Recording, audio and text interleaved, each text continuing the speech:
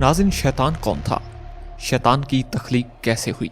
जब अल्लाह तबारक व तआला ने इस कायनात को तख्लीक फरमाया तो अल्लाह तबारक व तआला ने इंसानों को पैदा करने से पहले कौन कौन सी मखलूक़ात को पैदा फरमाया?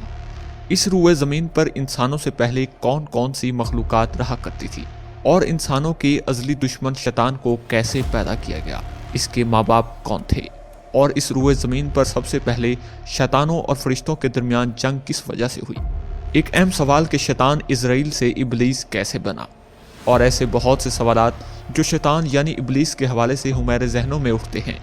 आज इन तमाम सवालात के जवाबात कुरान और हदीस की रोशनी में आपको बताएंगे और ऐसे हकाइक से आपको आगाह किया जाएगा जिनके बारे में अक्सर हमारे बहन भाई वाकिफ ही नहीं।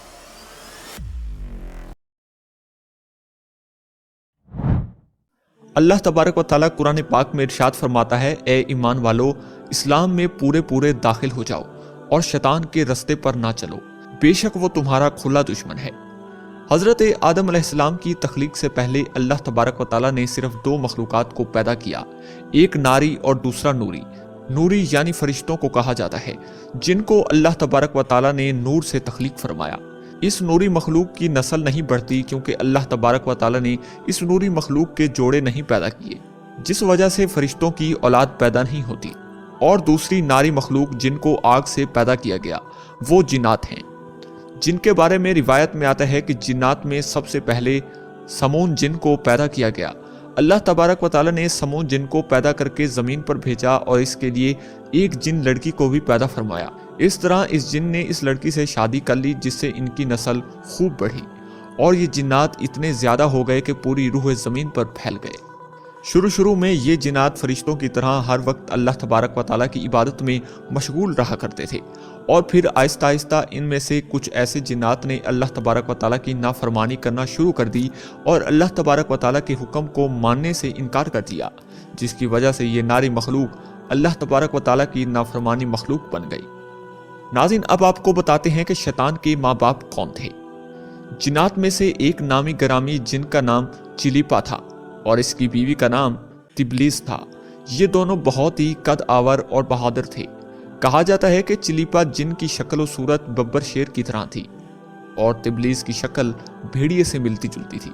चिलीपा जिन्नात का सरदार था, इसके नाम से बड़े बड़े जिन्नात खौफ खाते थे। चनाचे चिलीपा और तिबलीस के मिलाप से एक ऐसा बच्चा पैदा हुआ जिसका नाम इन्होंने इज़ाज़ील रखा। ये बच्चा अपने वालिदैन की तरह बहादुर और दराज कद का था। नाज़रीन, शैतान और फरिश्तों में जंग कैसे हुई और क्यों हुई? रिवायत में आता है कि हज़रत आदम अलैहिस्सलाम की तख्लीक से 50,000 साल पहले या इससे भी ज़ायद का अरसा ज़मीन पर जिन्नों का अरूज था।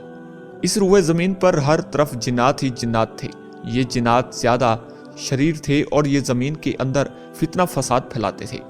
इस तरह जब जिन्नात ने इस ज़मीन पर फसाद फैलाया और तबाही मचाना शुरू कर दी तो इस वक्त अल्लाह तबारक व तआला ने फरिश्तों को हुक्म दिया कि ज़मीन पर जाओ और जिन्नों से जंग करो।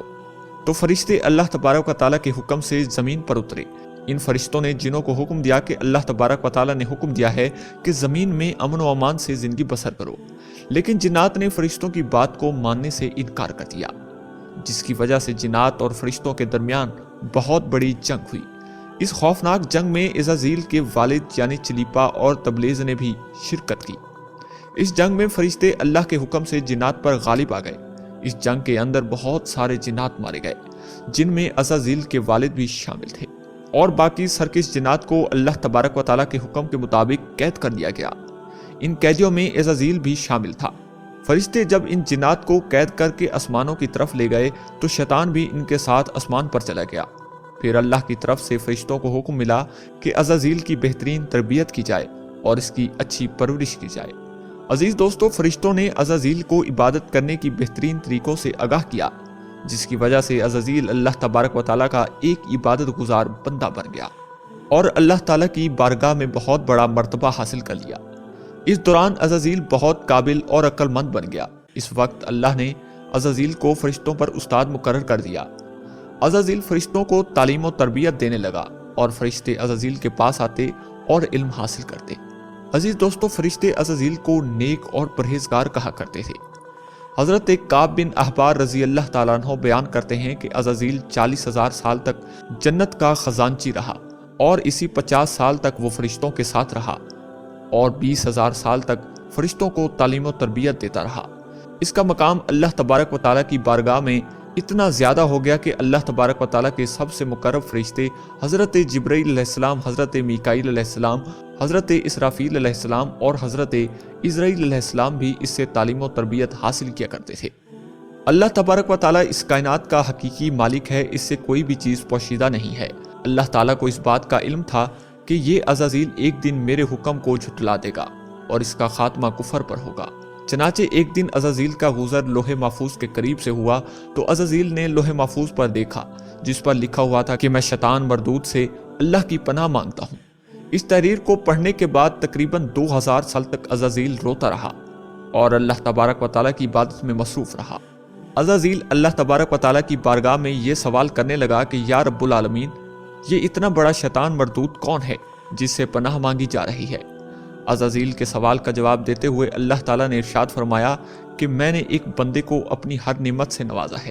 وہ بندہ ایک دن میرے حکم کو ماننے سے انکار کرے گا جس کی وجہ سے اس کی ساری عبادت ضائع ہو جائے گی اور وہ شیطان مردود بن جائے گا۔ اللہ تعالیٰ کا یہ فرمان سننے کے بعد عزازیل ہر وقت یہ سوچتا رہا کہ وہ شیطان مردود کون ہوگا۔ چنانچہ عزازیل نے اللہ تعالیٰ سے کہا کہ یا رب العالمین، میں اس شیطان مردود سے ملنا چاہتا ہوں۔ تو اس وقت اللہ تعالیٰ نے عزازیل کو فرمایا کہ تو جلد ہی اس بندے کو دیکھ لے گا۔ پھر اس کے بعد اللہ تعالیٰ نے فرشتوں میں یہ اعلان کیا کہ میں زمین پر اپنا خلیفہ مقرر کرنے والا ہوں۔ عزازیل کو جب اس بات کا علم ہوا کہ اللہ تبارک و تعالیٰ ایک ایسے انسان کو پیدا کرنے جا رہا ہے جس کے پتلے کو بنانے کے لیے آسمانوں اور زمینوں سے مٹی کو اکٹھا کیا جا رہا ہے، چنانچہ جب اللہ تعالیٰ نے حضرت آدم علیہ السلام کے پتلے کو تخلیق فرمایا، ناظرین اس وقت سب فرشتوں کو حکم دیا گیا کہ حضرت آدم علیہ السلام کو سجدہ کرو۔ تمام فرشتے اللہ تبارک و تعالیٰ کے حکم کے مطابق حضرت آدم علیہ السلام کو سجدہ کرنے کے لیے جھک گئے، لیکن عزازیل نے حضرت آدم علیہ السلام کو بغض اور تکبر کی وجہ سے سجدہ نہ کیا۔ اس وقت اللہ تبارک و تعالیٰ نے عزازیل سے پوچھا کہ تم نے سجدہ کیوں نہیں کیا؟ اس وقت عزازیل تکبر اور غرور میں آ کر بولنے لگا، اے رب العالمین، تو نے مجھے آگ سے پیدا کیا، اس پتلے کو مٹی سے پیدا کیا، میں اس مٹی کے پتلے سے کئی درجے بہتر ہوں۔ عزازیل کی یہ بات سن کر اللہ تعالیٰ نے عزازیل کو وہاں سے نکل جانے کا حکم دیا اور فرمایا تو شیطان مردود ہو چکا ہے، تم پر قیامت تک میری لعنت ہوتی رہے گی۔ اس وقت عزازیل کو اس بات کا علم ہوا کہ لوح محفوظ پر جس شیطان کا ذکر تھا وہ در حقیقت میں ہی ہوں۔ اسی طرح جب عزازیل اللہ تبارک و تعالیٰ کی نافرمانی کی وجہ سے شیطان مردود بن گیا تو اللہ تبارک و تعالیٰ سے کہنے لگا، اے رب العالمین، میں چاہتا ہوں کہ مجھے قیامت کے دن تک زندہ رہنے کی مہلت دی جائے۔ تو اللہ تعالیٰ نے شیطان مردود کی بات مان لی اور اس کو قیامت تک کی مہلت دی گئی۔ اس وقت شیطان مردود اللہ تبارک و تعالیٰ کی بارگاہ میں عرض کرنے لگا کہ میں تیرے بندوں کو راہ سے بھٹکاؤں گا اور ہر طرح سے تیرے بندوں کو تیرے حکم کا نافرمان بناؤں گا، اور بہت سارے تیرے بندے میرے شکنجے میں آ کر تیری نافرمانی کریں گے اور گناہوں کے اندر مبتلا ہو جائیں گے۔ اس وقت شیطان مردود کو اللہ تبارک و تعالیٰ نے ارشاد فرمایا کہ تو میرے بندوں کو میری راہ سے بھٹکائے گا اور میری نافرمانیوں کے اندر مبتلا کرے گا۔ میری رحمت بہت بڑی ہے، میں اپنے کرم و فضل سے اپنے بندے کو معاف کرتا جاؤں گا۔ ناظرین اسی طرح یہ شیطان بن گیا اور اللہ تبارک و تعالیٰ نے لعنت کا توق اس کے گلے میں ڈال دیا، اس کو آسمان سے نیچے پھینک دیا، اور اس طرح شیطان مردود ہمیشہ ہمیشہ کے لیے اللہ تبارک و تعالیٰ کی رحمت سے دور ہو گیا۔